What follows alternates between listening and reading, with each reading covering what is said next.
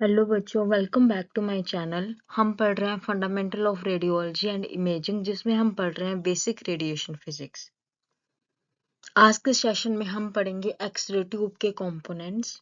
X ray tube component पहला जो है वो है ग्लास इनवेल्व, दूसरा कैथोड, तीसरा एनोड और जो चौथा है वो है प्रोटेक्टिव हाउसिंग।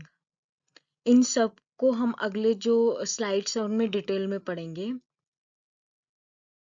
ग्लास इनवेल्व हमारा जो पहला कंपोनेंट है वो है ग्लास इनवेल्व, जो कि एक एयर टाइट इनक्लोजर होता है जो कि एनोड और कैथोड को कंटेन करता है।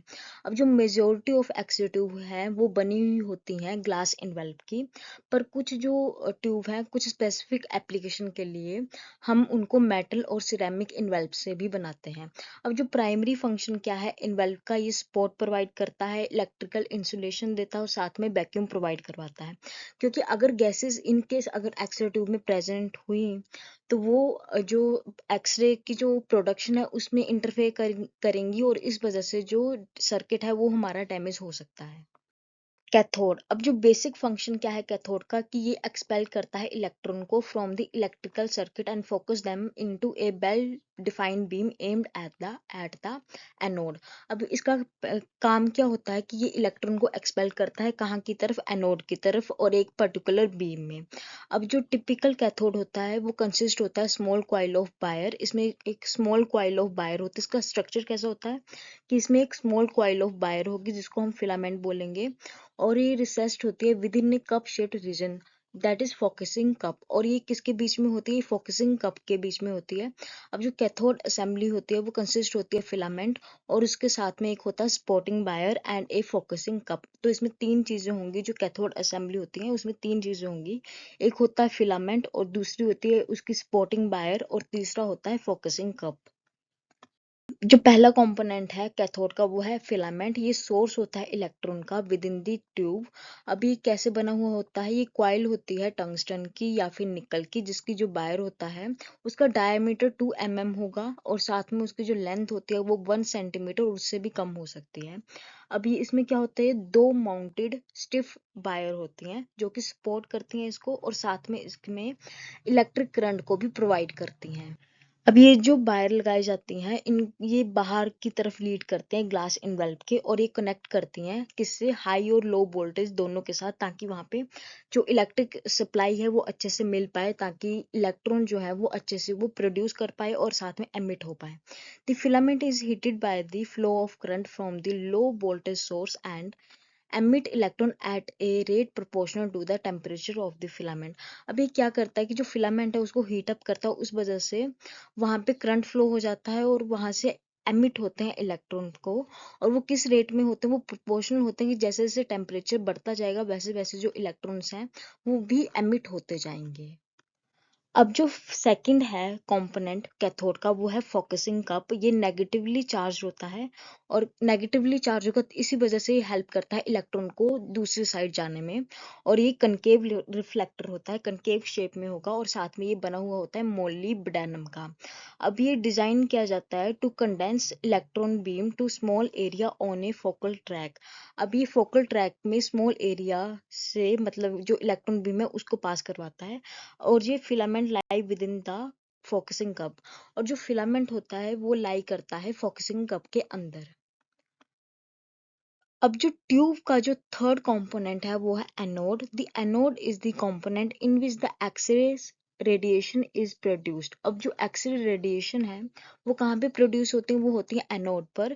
It is relatively large piece of metal जो कि कनेक्ट करता है to the positive side of the circuit. अब ये लार्ज पीस ऑफ मेटल होता है जो कि कनेक्ट करता है, जो कि पॉजिटिव साइड होती है सर्किट की, उससे उसके साथ ये कनेक्ट किया हुआ होता है। अब जो एनोड होता है उसके दो प्राइमरी फंक्शन होते हैं। एक तो ये होता है कि जो इलेक्ट्रिकल एनर्जी है उसको वो एक्सरे रेडिएशन में वो कन्वर्ट कर देता है और साथ में ये हीट को भी डिसिपेट करता है। कितने फ्रैक्शन की जो टोटल इलेक्ट्रॉनिक एनर्जी है वो हम एक्सरेज में कन्वर्ट करते हैं, वो दो फैक्टर्स पे डिपेंड करती है, जिसको हम एफिशिएंसी भी बोलते हैं। वो दो फैक्टर पे डिपेंड करेगी। एक तो करेगी जो एटॉमिक नंबर होता है एनोड मटेरियल का, और साथ में दूसरा फैक्टर कौन सा है वो है एनर्जी ऑफ द इलेक्ट्रॉन। अब बहुत सारे जो एक्स-रे ट्यूब हैं उसमें जो एनोड बना हुआ होता है वो टंगस्टन का बना हुआ होता है, क्योंकि इसके पास एक हाई एटॉमिक नंबर होता है और इस वजह से इसकी जो एबिलिटी है to maintain its strength at high temperature, क्योंकि जो टंगस्टन होता है उसका जो मेल्टिंग पॉइंट होता है वो बहुत ज़्यादा होता है। इस वजह से ये एनोड को स्ट्रेंथ देता है, ताकि वो अगर हीटअप भी हो रहा है तब भी वो हाई टेम्परेचर तक अपनी एबिलिटी को मेंटेन कर सके। और साथ में जो इसका इवेपोरेशन रेट होता है वो भी बहुत ज़्यादा कम होता है। अब जो रिसेंट ईयर में हम जो एलॉय होता है टंगस्टन का और जो रीनियम का हम वो यूज़ करना शुरू कर दिए हैं एनोड में, और जो एनोड है उसको हम टारगेट मटेरियल भी बोलते हैं। अब जो यूज़ होता है रीनियम टंगस्टन एलॉय का वो इम्प्रूव कर देता है कि long term radiation output of the tubes. अब इस वजह से जो ये एलॉय हम यूज़ कर रहे हैं रीनियम टंगस्टन का, इस वजह से जो एनोड का जो लाइफ पीरियड है वो इंक्रीज हो जाता है, क्योंकि ये जो एलॉय है वो बहुत ज़्यादा रेजिस्टेंस है टेम्परेचर के लिए। टाइप्स ऑफ एनोड, पहला जो है वो है स्टेशनरी एनोड और दूसरा है वो है रोटेटिंग एनोड। अब जो स्टेशनरी एनोड होगा उसका, स्टेशनरी का मतलब होता है कि एक जगह रुका हुआ एनोड होगा, और जो रोटेटिंग का मतलब होता है कि वो मूव करेगा, ताकि वो एक ही जगह पर जो इलेक्ट्रॉन है वो हिट ना करे, और इस वजह से जो एनोड रोटेटिंग एनोड है वो लंबे समय तक चलता है, और उस वजह से जो ट्यूब की कैपेसिटी है या उसका लाइफ पीरियड है वो भी इंक्रीज हो जाता है। तो इस तरह से जो रोटेटिंग एनोड होता है वो ज़्यादा अच्छा माना जाता है as compare to stationary anode. Stationary anode, जो स्टेशनरी एनोड है उसका एक ही एडवांटेज है कि जो ओवरऑल जो साइज होता है टारगेट सरफेस का उसको ये कम कर देता है। साथ में इसमें क्या होता है, कॉपर होता है और टंगस्टन होता है, और ये दोनों जो कैथोड होता है उसके बिल्कुल ही अपोजिट साइड होते हैं, और ये प्रिवेंट करता है scattering of the X-ray radiation को। अब जो परफेक्ट बॉन्डिंग होती है टंगस्टन और कॉपर की, वो हमारी हेल्प करता है हीट डिसिपेशन में, और इसी वजह से जो ड्यूरेबिलिटी है, मतलब वो लंबे समय तक जो ट्यूब है वो हमारी काम कर पाएगी इस वजह से। रोटेटिंग एनोड, अब रोटेटिंग एनोड से ये क्लियर है कि जो एनोड होगा वो रोटेट कर रहा होगा जब भी एक्सरेस वहां से प्रोड्यूस होंगे। जब भी एक्सरेस वहां से प्रोड्यूस होंगे तब जो एनोड है वो हमारा रोटेट करना शुरू कर देगा। अब इसका क्या मतलब है कि ये लार्जर इफेक्टिव टारगेट सरफेस देता है एनोड का, जो कि हेल्प करता है एक्सरेस को जनरेट करने में। और ये कंस्ट्रक्टेड किसका बना हुआ होता है, ये टंगस्टन का बना हुआ होता है, मोलिब्डेनम का बना हुआ होता है, और साथ में ग्रेफाइट भी इसमें लगा हुआ होता है। और जो कंस्ट्रक्शन होती है रोटेटिंग एनोड ट्यूब की, वो याद रखना, वो उसमें एनोड असेंबली होती है, कैथोड असेंबली होता है, और इन दोनों को कवर कौन करता है, ग्लास इनवेल्व। जो रोटेटिंग एनोड है वो किसकी वजह से रोटेट करता है, वो करता है इंडक्शन मोटर की वजह से, और जो इंडक्शन मोटर है वो प्रिंसिपल फॉलो करता है, इलेक्ट्रोमैग्नेटिक प्रिंसिपल को फॉलो करता है ये। अब जो इलेक्ट्रोमैग्नेटिक प्रिंसिपल है वो हमारा क्या कहता है कि जब भी हम किसी कंडक्टर को, हमें पता है कि जो एनोड है वो मेटल का बना हुआ होता है, और जो मेटल होता है वो होता है कंडक्टर, हम उसको किसी भी मैग्नेटिक, जो वेरिंग मैग्नेटिक फील्ड है उसमें रखते हैं, तो वहां से जो ईएमएफ है, मतलब जो वोल्टेज है वो प्रोड्यूस होती है, और अगर मान लो कि वो जो कंडक्टर है वो किसी क्लोज सरफेस के साथ अटैच्ड है तो वहां से करंट भी फ्लो करेगा, और उसी वजह से जो एनोड है वो हमारा रोटेटिंग हो जाता है, और इस वजह से वो हमारा रोटेटिंग एनोड बना देता है। अब ये जो इंडक्शन मोटर है वो दो उसके पार्ट्स होते हैं, एक होता है स्टेटर और जो दूसरा होता है वो होता है रोटर। अब जो स्टेटर होता है उसमें क्या होता है कि करंट जब इससे फ्लो करता है तो ये मैग्नेटिक फील्ड को डेवलप करता है, और जो रोटर है जब वहां पे मैग्नेटिक फील्ड स्टेटर जब डेवलप कर लेगा तो वहां पर जो रोटर है वो रोटेट करना शुरू कर देता है, और उस वजह से जो एनोड है वो रोटर के साथ ही अटैच होता है, और उस वजह से जो एनोड है वो भी हमारा रोटेट करना शुरू कर देता है। Focus spot line focus principle, अब जो एरिया होता है एनोड का जो कि एक्सरेज को एमिट करता है उसको हम फोकल स्पॉट बोलते हैं। अब जो साइज होता है फोकल स्पॉट का वो डिटरमाइन होता है by the size of filament and the cathode. अब अगर हमने कितना फोकल स्पॉट का साइज लेना है वो डिपेंड करेगा कि कितना साइज का हमारा फिलामेंट है या कितने साइज का हमारा कैथोड है। अगर मान लो कि जो फोकल स्पॉट है उसका जो साइज है बहुत ज्यादा स्मॉल है, तो वहां पे जो हीट है वो ज्यादा प्रोड्यूस होगी, और इस वजह से जो हमारा एनोड है वो जल्दी खराब होना शुरू हो जाएगा। एनोड हील इफेक्ट ये वेरिएशन होती है एक्सरे इंटेंसिटी की जब हम किसी ट्यूब में लॉन्गिट्यूडनली मूव करते हैं।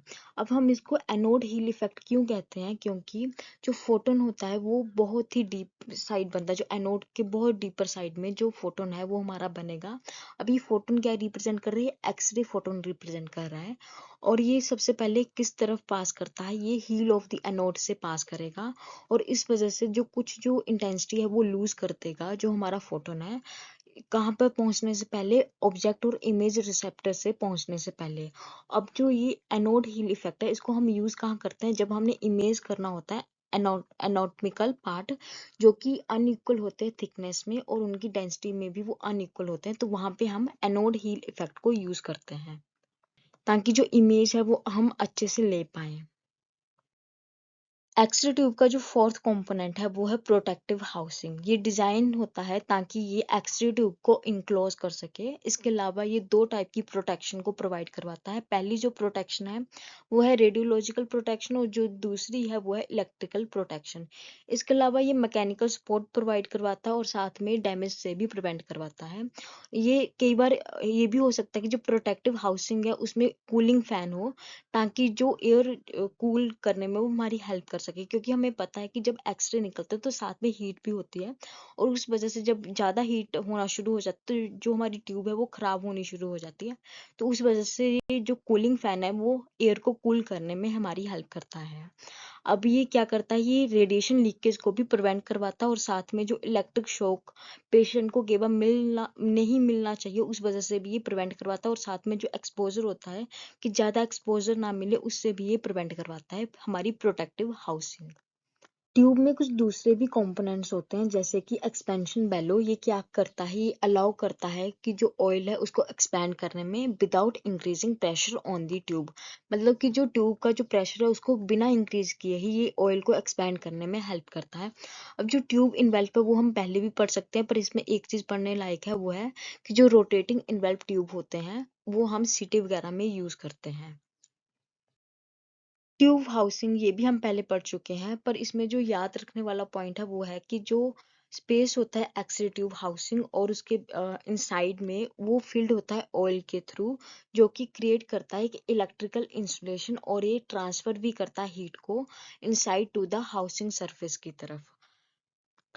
हमने पहले इंडक्शन मोटर पढ़ा है, उसके साथ ही मतलब कि इंडक्शन मोटर को ही इंडक्शन स्लेटर भी बोलते हैं। अब इसकी जो लोकेशन होती है वो कहाँ पे होती है, जो इंडक्शन मोटर है या स्लेटर है वो लाई करता है at the neck of the tube. मतलब कि जो ट्यूब की जो नेक होगी वहां पर ये लाई करेगा आउटसाइड द इनवेल्व। इसकी जो लोकेशन होती है वो इनवेल्व इनवेल्व जो होता है वो उससे बाहर होती है और ये प्रोवाइड करता है मैग्नेटिक फील्ड को ताकि वो पावर को प्रोवाइड कर सके, ताकि वो इफेक्ट करता है किसको, एनोड की रोटेशन को। अब जो रोटर है वो भी हम पहले पढ़ चुके हैं, ये एक पार्ट है इंडक्शन स्लेटर का जो कि करंट को इंड्यूस करता है और इसी वजह से जो एनोड है वो भी हमारा रोटेट करेगा।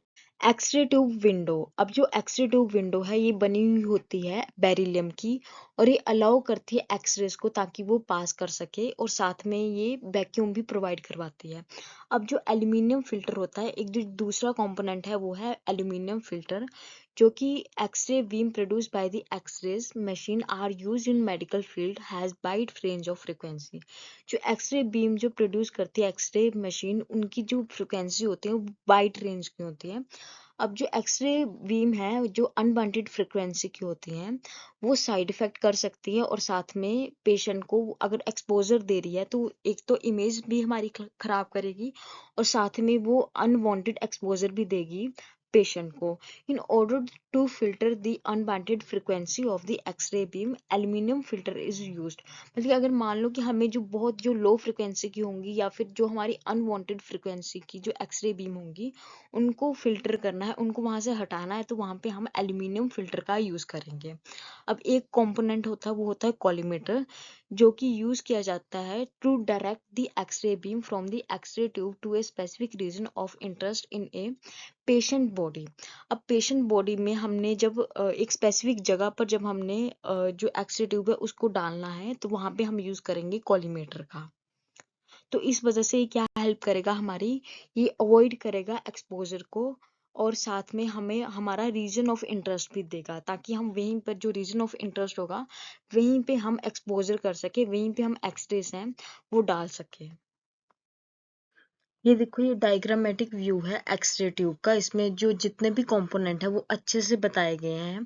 पहले अगर डायग्राम की बात करें तो इसमें देखो यहाँ पे स्टेटर दिया गया है, ये रोटर है बीच में जिसके साथ एनोड कनेक्टेड है और ये हेल्प करेगा एनोड को घुमाने में।